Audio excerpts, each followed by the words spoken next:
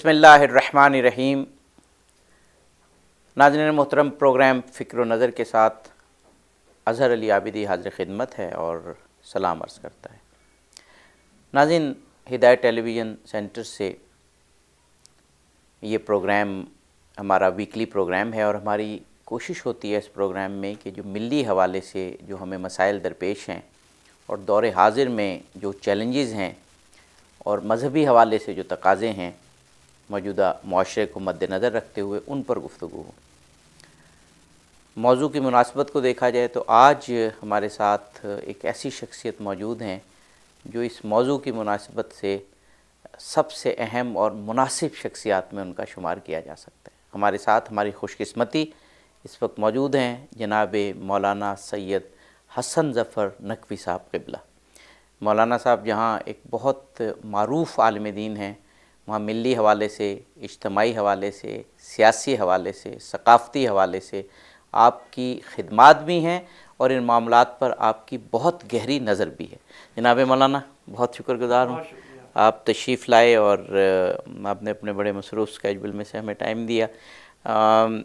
میں نے جو تمہید میں کہا، میرا خیال ہے کہ یہی سوالات ہیں میرے، اور آپ کی شخصیت جو ہے وہ معاشرتی مسائل کو اور جو مذہبی حوالے سے ہماری ذمہ داریاں اور آج کی صورتحال ہے ان کو اتنے گہرے انداز سے سمجھتی ہے کہ مجھے یقین ہے کہ مجھے سوال کرنے کی بھی کچھ زیادہ ضرورت نہیں ہے۔ جو ہمارا موجودہ معاشرہ، پاکستانی معاشرہ، اور پھر اس میں مسلمانوں کی کیفیت اور پھر اس میں ملت شیعہ کی، وہ کیا ہے، موجودہ دور کو آپ کس طرح سے دیکھتے ہیں اور کیسے تجزیہ کرتے ہیں؟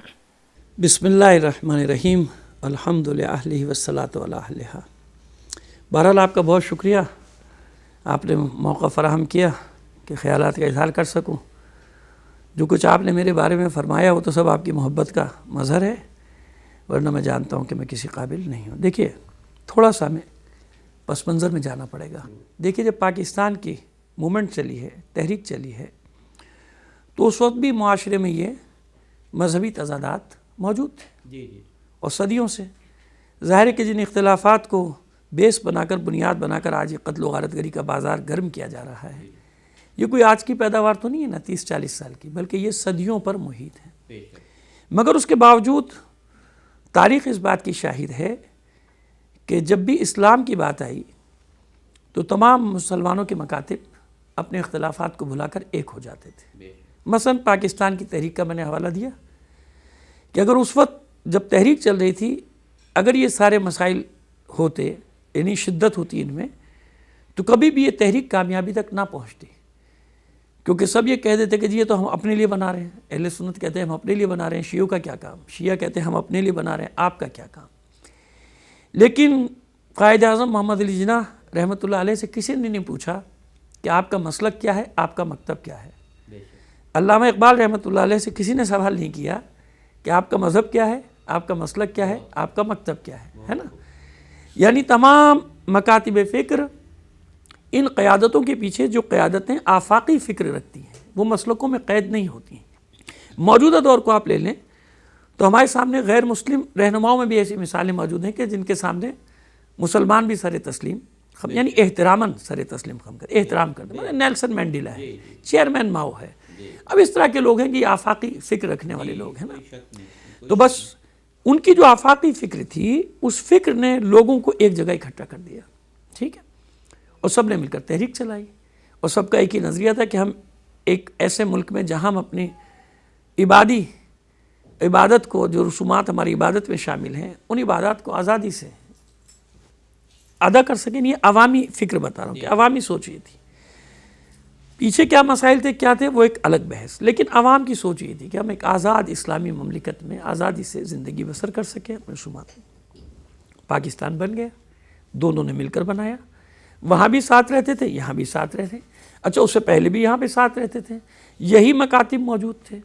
لیکن ایک بات یاد رکھیے کہ اس وقت بھی ایک گروہ ایسا تھا مسلمانوں میں جو پاکستان بننے کا سخت مخالف تھا، قائد اعظم کا بھی مخالف تھا۔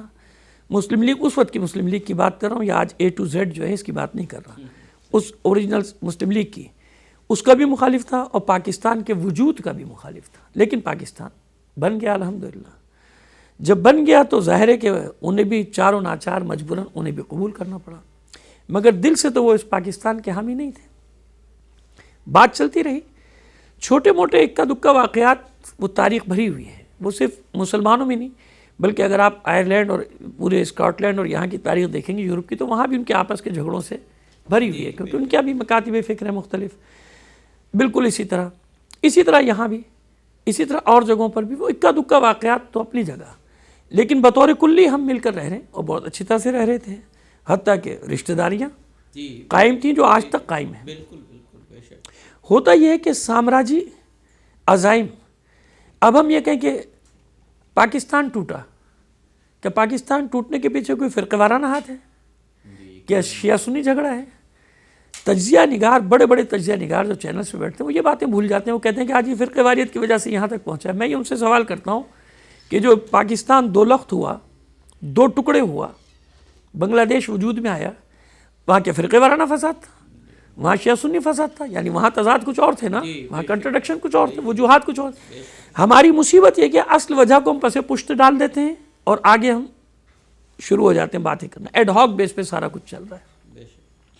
بس پاکستان توڑا گیا، کچھ طاقتیں ظاہر ہے کہ اس وقت بھی پاکستان کے وجود کے خلاف ہیں، ظاہر ہے کہ جن سے ٹوٹا ہے پاکستان انہیں نے پہلے ہی کہہ دیا تھا کہ اس کو رہنے نہیں دینا، قائم نہیں رہنے دینا۔ یہاں ایک مشکل نہیں تھی، فرقے وارانہ کلنگ فسادات تو اب بھی نہیں ہوئے الحمدللہ، اور انشاءاللہ نہیں ہوں گے۔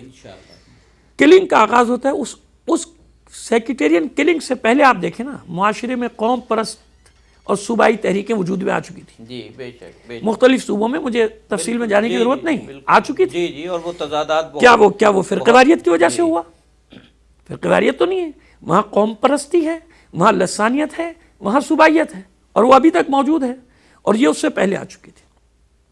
ہوتا یہ کہ انقلاب اسلامی جب برپا ہوتا ہے جمہوری اسلامی ایران میں، یہاں سے سامراج ہلا کہ اگر یہ پورے دنیا اسلام میں یہ چیز پھیل گئی تو سامراج کے لیے مشکل ہے نا، اس کے لیے مشکل ہے کہ مسلمانوں کو جن کو اتنی مشکل سے توڑا ہے، الگ کیا ہے، چھوٹے چھوٹی ٹکڑیوں میں ملکوں میں بانٹا ہے، 56-57 ملکوں میں بانٹ دیا، وہ پھر ایک ہو جائیں گے، جمع ہو جائیں گے۔ لہٰذا اس کی مجبوری تھی ان سامراجی طاقتوں کی کہ اس انقلاب کو محدود کیا جائے، اور زرخیز زمین پاکستان کیونکہ تمام مکاتب اپنے پورے وجود کے ساتھ یہاں پر موجود ہیں، بے شک لہٰذا یہاں وہ کروڑوں اربوں ڈالر خرچ کیا گیا۔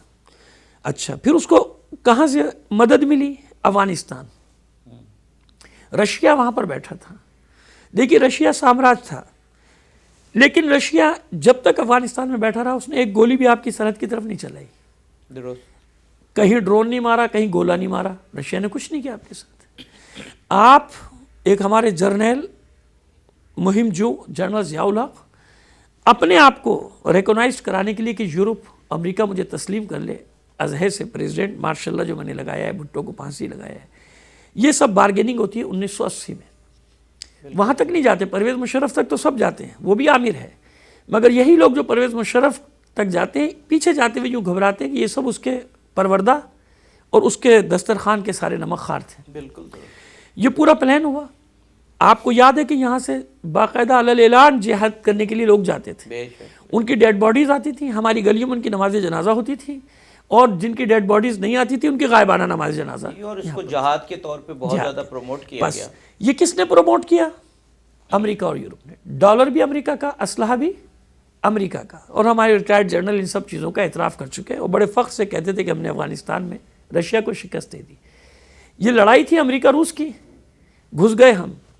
جب یہ لڑائی ختم ہوئی تو کوئی نہیں کہتا کہ یہ امریکہ اور یورپ نے کرایا، بلکہ پورا ملبہ اٹھا کے امریکہ نے ہم پر پھینک دیا۔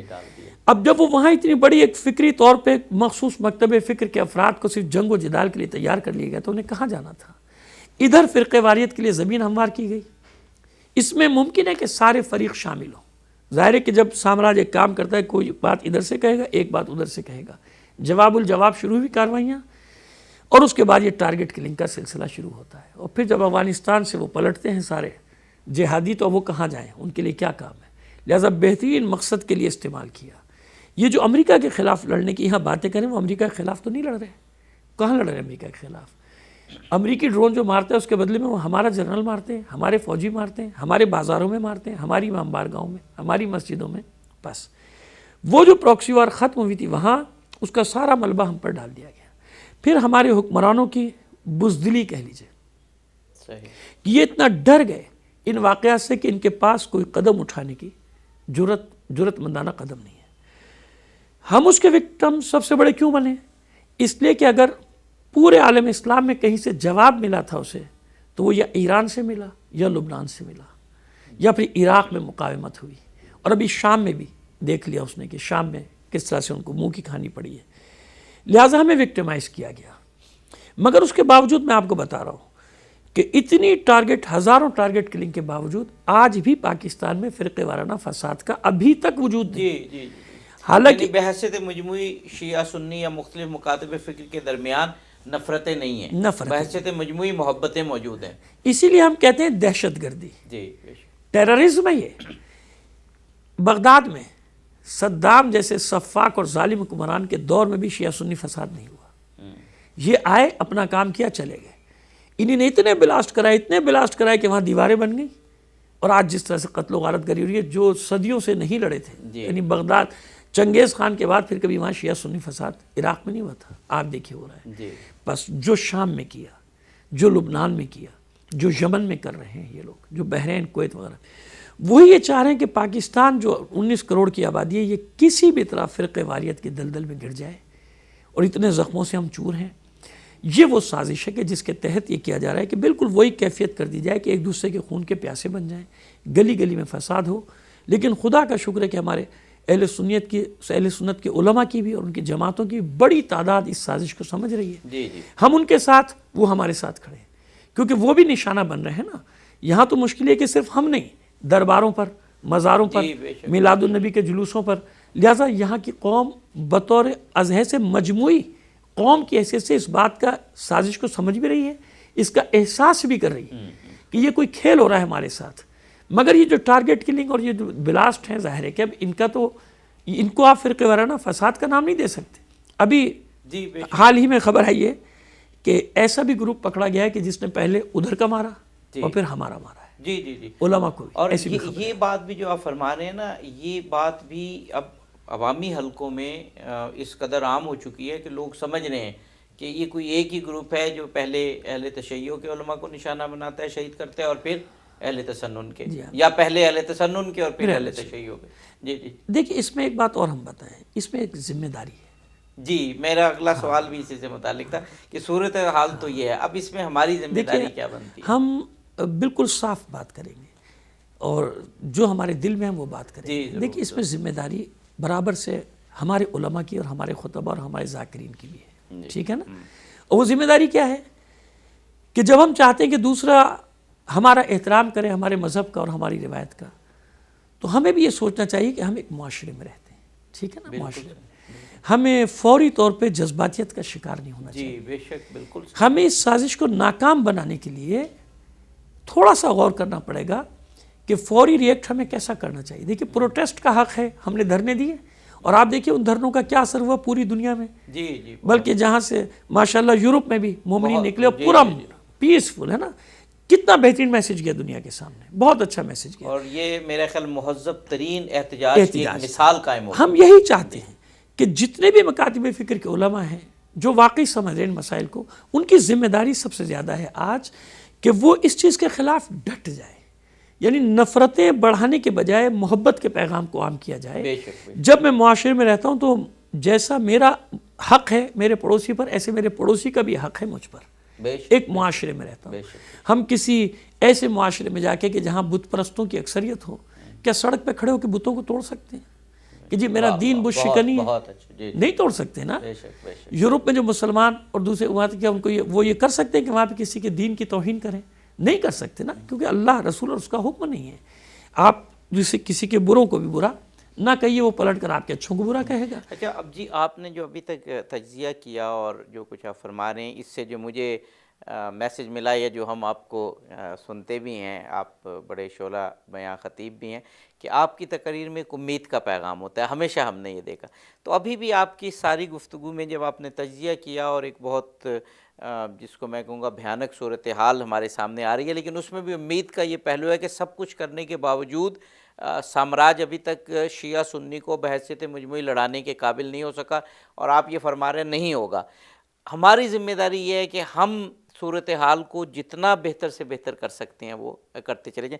یہ سوال جاری رہے گا اس موضوع پہ، لیکن درمیان میں ایک سوال جو پچھلے موضوع سے ریلیٹڈ ہے، میں کہتا ہوں اس کو بھی ٹچ کرتے ہوئے آپ پھر ہم اس پر آتے ہیں کہ یہ جو بین الاقوامی صورتحال آپ نے بتائی، جس میں سامراج مختلف ممالک کو آپس میں لڑانے کی کوشش کر رہا ہے، اور ایک گلوبل وار ایک قسم کی یہ نظر آ رہی ہے، اس میں ابھی جو یہ تازہ ترین بیان ایک سعودی سفیر کا آیا ہے کہ اگر امریکہ نے اور یورپ نے کارروائی نہ کی کہ ہم ایران اور شام کے خلاف خود کارروائی کریں گے، تو یہ کچھ فرقہ وارانہ صورتحال کو باقی ملکوں میں کارروائی تو پتہ نہیں وہ کرنے کے قابل ہے بھی کہ نہیں ہے، لیکن یہ اور ہمارے ملکوں میں ایک سراسیمگی کی کیفیت نہیں پیدا کر دے گا لوگوں کے درمیان؟ ہاں دیکھیے، بلکہ میں تو اس کو اور دوسرے انداز میں لیتا ہوں کہ وہ نقاب جو 90 سال سے ڈال رکھی تھی آل سعود نے، وہ نقاب ان کے چہرے سے الٹ گئی، اب وہ بے نقاب ہو گئے۔ سوال یہ کہ فلسطینیوں کے قتل عام پر آج تک شہزادہ نائف کو تکلیف نہیں ہوئی، نہ ان کے ابا جان کو تکلیف ہوئی تھی، نہ ان کے بھائی کو تکلیف ہوئی، نہ ان کے چچا کو تکلیف ہوئی، نہ ان کے وہاں کے دیگر جو محترم افراد ہیں، معزز افراد ہیں، مفتیان دین، انہیں کبھی تکلیف نہیں ہوئی، اور کبھی انہوں نے ایسا بیان نہیں دیا کہ ہم کارروائی کریں گے یا کچھ کریں گے۔ یاد رکھیے کہ آل سعود کی تاریخ پوری یہی ہے کہ ان کی گولی یا تلوار جب چلی ہے مسلمانوں کے سینے میں لگی ہے، آج تک وہ کفار سے، یہود و نصارہ سے نہیں لڑے، اور اس وقت بھی صورتحال سب کے سامنے آ گئی، جو ٹرائنگل بنا تھا اسی پر وہ تل ملائے ہوئے، یہی وہ ان کا بھیانک چہرہ ہے کہ جو اس وجہ سے سامنے آ گیا، اور اس سے کوئی اچھا اثر نہیں پڑا دنیا پہ، عالم اسلام پہ، یعنی عالم اسلام کے سامنے آ گیا کہ مسلمانوں کا اصل دشمن کون ہے۔ اگر وہاں آمریت کے خلاف شام میں لڑائی ہے جس کی وہ حمایت کر رہا ہے باغیوں کی، تو بھائی آپ کے ہاں کیا کون سی ڈیموکریسی ہے؟ تو لیکن یاد رکھیں پاکستان نے جو غلطی کی تھی نا، وہی غلطی سعودی عرب کر رہا ہے۔ پاکستان نے افغانستان کی جنگ میں کود کر سب سے بڑی غلطی کی تھی سامراجی اشارے پہ، وہ سارا ملبہ ان پر آ گیا، بھگتنا پڑ رہا ہے۔ ہماری بات یاد رکھیں کہ یہ جب واپس پلٹے گا نا ملبہ، تو یہ سعودی عرب کے اوپر ہی پڑے گا، یہ وہی غلطی، کیونکہ جب ان کا دانا پانی بند ہوگا، وہاں ان کا کام ختم ہو جائے گا، وہ کہاں جائیں گے؟ وہ واپس پلٹ کر ادھر ہی آئیں گے۔ تو ہمیں سعودی عرب کے اور نائف بن عبدالعزیز کے اس بیان کا کوئی تعجب نہیں ہے، کیونکہ ہم تو پہلے سے جانتے تھے۔ اب یہ کہ دنیا کے سامنے یہ باتیں روز روشن کی طرح عیاں ہوتی جا رہی ہیں کہ عالم اسلام کا الاصل خائن جو ہے وہ کون ہے۔ کبھی مسلمانوں کی حمایت میں وہ نہیں کھڑے ہوئے، بلکہ مسلمانوں کو جب بھی پیٹھ سے چھرا گھونپا ہے انہی کی طرف جی بالکل درست۔ اچھا، اب ہم واپس اس طرف آتے ہیں جس کی طرف آپ نے بہت ہی خوبصورتی سے اشارہ کیا ہے کہ ہم نے صورتحال کو نہ صرف نارملائز رکھنا ہے، بلکہ جو تمام مکاتب فکر ایک مل کے ایک مسلم معاشرہ بناتے ہیں۔ ظاہر ہے پوری دنیا میں مسلم معاشرہ بنتا ہی تب ہے جب تمام مکاتب فکر آپس میں ملیں اور وہ پھر ایک ترقی کی طرف، رشد کی طرف جاتے ہیں۔ اس میں ایک پہلو تو آپ نے یہ بیان کیا کہ فوری طور پہ کوئی جذباتی رد عمل نہ دکھائیں، اور آپ کیا سمجھتے ہیں کہ کیسے ہم باہم اور زیادہ شیر و شکر ہو سکتے ہیں اور پھر ترقی کی جانب گامزن ہو سکتا ہے؟ دیکھیے، دو مرحلے ہیں۔ ایک تو ہمیں جس کو کہتے ہیں کہ عبوری انداز میں ایک فوری مسئلہ پیش آتا ہے، اس کے لیے ہمیں کام کرنا ہوتا ہے۔ ایک ہوتا ہے لانگ ٹرم۔ جی بالکل، بے شک۔ دیکھیے عبوری انداز میں جو ابھی فوری کام کرنے کا ہے وہ مورل اپ رکھنے کی بات ہے، قوم کا اسپرٹ اور مورال ہے وہ ہائی رکھا جائے، اور یہ حقیقت بھی، تاریخی حقیقت بھی کہ تشیع میں اتنی ریسسٹنس، اتنی مقاومت ہے کہ ہم صدیوں سے یہ حالات دیکھتے چلے آ رہے ہیں، ہمارے لیے کوئی نئی نہیں۔ ہمیں اپنی قوم کو ایک تو یہ بات سمجھانی کہ اس آزمائش کے دور سے ہمیں ثابت قدمی کے ساتھ گزرنا ہے، یہ کوئی مسئلہ نہیں ہے، کوئی نئی بات نہیں ہے۔ اس سے زیادہ سفاکیت کے دور اور زمانے ہم نے دیکھے ہیں، اس سے گزر گئے۔ یہ فوری مرحلہ ہے کہ ان کو جذبہ دیا جائے، ان کو اسپرٹ دی جائے، مورل ان کا اپ رکھا جائے۔ ایسی لڑائیاں، یہ لڑائیاں حوصلوں کی لڑائیاں ہوتی ہیں، جس کا حوصلہ زیادہ ہوتا ہے وہ قوم آخر میں سرخرو ہوتی ہے، فتح مند ہوتی ہے۔ دوسرا کام جو اصل کرنے کا، جس پہ الحمدللہ کافی حد تک کام ہو چکا، یعنی آغاز ہو چکا ہے، یہ نہیں کہہ رہا ہوں کہ کافی حد تک کام ہو چکا، کافی حد تک آغاز ہو چکا ہے کہ دیگر مکاتب فکر کے ساتھ ہم آہنگی پیدا کی جائے۔ وہ جو غلط فہمیاں دور رہنے کی وجہ سے ہوتی ہیں وہ غلط فہمیوں کو دور کیا جائے، ان کے ساتھ بیٹھا جائے، ان سے ایک ہم آہنگی کی صورت بنائی جائے. اور اس میں عرض کر رہا ہوں آپ سے کہ پاکستان کی سطح پہ بہت بڑے بڑے اقدامات کیے گئے ہیں، اور ہمارے اہل سنت برادران کی بہت ساری جماعتیں اور بہت سارے جیت جو یعنی نامور جماعتیں، مشہور و معروف جماعتیں، ان کے علماء ہمارے ساتھ ہم آہنگ ہوئے ہیں، اس بات کو سمجھ رہے ہیں کہ ہر طرف کوئی نہ کوئی ایسے عوامل ہوتے ہیں، سامراجی ایجنٹ ہوتے ہیں کہ جو یہ کوشش کرتے ہیں کہ جب کوئی اس پہ پہنچنے لگے نتیجے پہ اس کو سبوتاش کیا جائے. مثلا آپ دیکھیں کہ سرفراز نعیمی جیسے عالم ہے نا، جو اتحاد کے لیے کام کرتے کرتے ایک مقام تک پہنچے، ان کو راستے سے ہٹا دیا. مفتی حسن جان ولی اگرچہ کہ دیوبند مکتب سے تعلق تھا مگر وہ اس دہشت گردی کے خلاف تھے، انہیں راستے سے ہٹا دیا جاتا ہے. علامہ عارف حسین حسینی جیسے لوگوں کو. تو ہمیں یہ سب بھی پیش نظر رکھتے ہوئے، ان سازشوں کو پیش نظر رکھتے ہوئے آگے بڑھنا ہے کہ رکاوٹیں جو ہیں ان کو کس طرح سے ہم کو ہٹانا ہے. اور عوام الناس میں یہ پیغام ہمارا جانا چاہیے کہ یہ ہمیں ساتھ تھے، ساتھ ہیں، اور ہمیں آئندہ بھی ساتھ رہنا ہے. ہمیں سامراج کی سازش کو ناکام کرنے کے لیے مذہبی ہم آہنگی پیدا کرنی ہوگی تمام مکاتب فکر کے ساتھ، انہیں اعتماد میں لینا ہوگا. وہ ہمارے ساتھ، ہم ان کے ساتھ جب تک قدم سے قدم ملا کر نہیں کھڑے ہوں گے یہ مشکلات اور دیر میں ختم. اس سلسلے میں کچھ ٹھوس اقدامات کی بھی ضرورت ہے، یعنی زبانی کلامی اتحاد کی باتیں تو جیسے میں نے کسی نشست میں آپ سے یہ سنا تھا، آپ نے بڑا صحیح درست فرمایا تھا کہ وہ جب آپس میں مل کے بیٹھتے ہیں تو اس وقت تو زبانی کلامی کافی باتیں ہوتی ہیں، لیکن جب واپس جاتے ہیں تو وہ پھر وہی اپنے اپنے اس محدود دائرے میں سرگرم عمل ہو جاتے ہیں. تو کچھ ٹھوس ایسی تجاویز، جیسے امام خمینی نے اتحاد امت کے لیے بڑی ٹھوس تجاویز دیں، تو اب موجودہ معاشرے کو مد نظر رکھتے ہوئے کچھ ٹھوس تجاویزوں کے یہ کام جو ہیں ہونے چاہیے تاکہ واقعاً اتحاد پیدا ہو جائے. دیکھیے میں آپ کی خدمت میں عرض کر رہا ہوں کہ یقیناً ایسا ہوتا ہے کہ جب چینلز پہ لوگ بیٹھتے ہیں تو کچھ اور بات کرتے ہیں، اور جب اپنی مسجدوں محرابوں میں ممبروں پہ جاتے ہیں تو وہاں پہ کچھ اور کہہ رہے ہوتے ہیں. انہی تمام چیزوں کو پیش نظر اور مد نظر رکھتے ہوئے ہمارے جن اہل سنت علماء سے رابطہ ہوا ہے، اور لوگ مشاہدہ کریں گے ان کے بیانات کا کہ وہ عوامی سطح پہ بھی جا کے وہی بات کر رہے ہیں، اپنی مسجدوں سے بھی وہی بات کر رہے ہیں، اور چینلز پہ بھی آ کے بڑی جرت کے ساتھ. دیکھیں اب جیسے پنڈی سانحہ ہوا عاشور پہ، تو بہت سخت وقت تھا کیونکہ ظلم بھی ہم پر ہوا تھا اور پورا میڈیا ہمارے خلاف کھڑا ہوا، بڑا شدید پروپیگنڈا. مگر ایسے وقت میں آپ نے دیکھا ہوگا کہ پہلی بار ایسا ہوا، پہلے ہوتا رہا چھوٹے پیمانے پہ، کہ بہت جرت کے ساتھ ہمارے اہل سنت کے علماء نے آ کے ہر سطح پہ ہمارا ساتھ دیا، اور ببانگ دہل اس کو دہشت گردی کا شاخسانہ قرار دیا، سازش قرار دیا اس سانحے کو، آگے کھڑے ہو گئے، جبکہ پہلے کبھی ایسا نہیں ہوا. بڑا سخت وقت تھا، بہت سخت وقت تھا. اور کراچی تک، جب کراچی میں انچولی کا بلاسٹ ہوا تو آپ نے دیکھا ہوگا کہ میرے ساتھ صرف زبانی جمع خرچ نہیں بلکہ سڑک پہ ریلیوں میں بھی تھے، میرے ساتھ پریس کانفرنس میں بھی تھے، ہمارے علماء اور سنی تنظیمیں، اہل سنت برادران کی جو تنظیمیں تھیں. بات ہوئی کہ کام بہت کرنے کی ضرورت ہے اس سطح پر بھی. اور پھر دیکھیے کہ ہمیں داخلی مسائل بھی درپیش ہیں، بہت ساری باتیں ہم جو ہے وہ اس طرح سے نہیں کر سکتے میڈیا پہ آ کے، خدا نہ کرے کسی خوف کی وجہ سے نہیں، لیکن اشارے کافی ہوتے ہیں ہمارے. دیکھیے وہی ہمیں داخلی مسائل بھی درپیش ہیں کہ جب ہم ایک یکجہتی کی طرف بڑھنے کی کوشش کرتے ہیں، کہیں نہ کہیں سے کوئی خفیہ ہاتھ آ کے اس سارے معاملات کو گڑبڑ کر دیتا ہے. دیکھیے دو جملوں میں بتاتا ہوں کہ جو پاکستان کی سیاسی صورتحال ہے نا، کنفیوژن کا شکار ہے سب. حکومتوں، سیاسی پارٹیوں کو کچھ نہیں پتا کس سے مذاکرات کرنے، ڈرون کیسے رکے گا، کیا ہوگا کیا نہیں ہوگا. صبح سے شام تک ایک ہی پارٹی کے 10 آدمی 10 الگ الگ باتیں کر رہے ہیں.